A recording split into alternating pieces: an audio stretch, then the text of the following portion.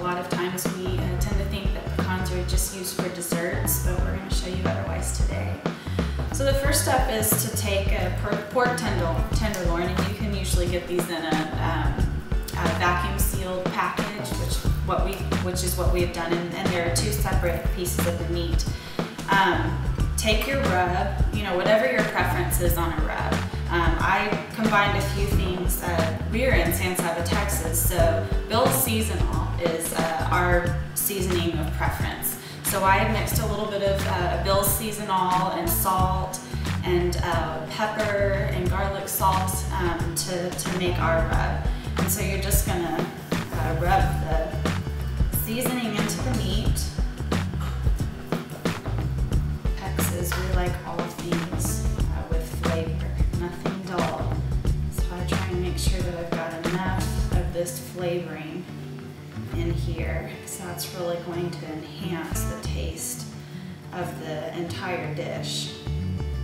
All seasoned up. Make sure that all sides are coated well. Then I'm going to get our pan. This is just a casserole dish, 9x13 casserole dish. Whatever you want to bake your pork tenderloin in is fine. Then I'm going to take our pecan oil, and this is a favorite of ours. Any place that you would use olive oil, use pecan oil in its place. It's known for its health benefits, just like olive oil is. It's got a great taste, real light, perfect for cooking. So I'm just going to kind of coat that in the bottom. Take the meat,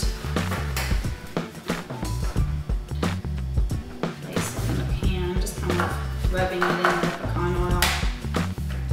That way it'll prevent it from sticking as well. Take any of the leftover and just make sure you get it nice and coated. Alright, so we're ready now. We're going to turn the oven on at 350 and going to make sure that the meat reaches an internal temperature of 155. Alright, and this is the finished pork tenderloin. It's nice and cooked all the way through. Reached a temperature of 155. So we're going to go ahead and slice that up into thin slices. This is our French bread loaf, and we're just slicing it.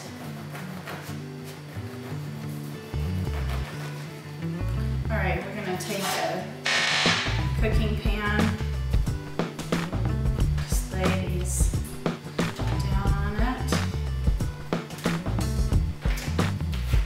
Sprinkle a little bit of that pecan oil again, just a tad. We'll place that in the oven just to toast that bread a little bit. So now we can just take the meat and layer it on top of the toasted bread. This appetizer is great for any kind of party that you're wanting to do. To serve it to a large group of people or for an intimate gathering. So the next step that we're going to do is we're going to take half a block of cream cheese, just cut it in half at the 4-ounce mark.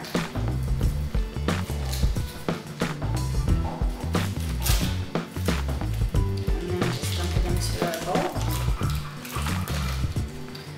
And then we have our praline pecan honey butter, and we are going to take 3 tablespoons of that, and with the cream cheese. And this cream cheese has been sitting out softened now, so we're going to mix those two together.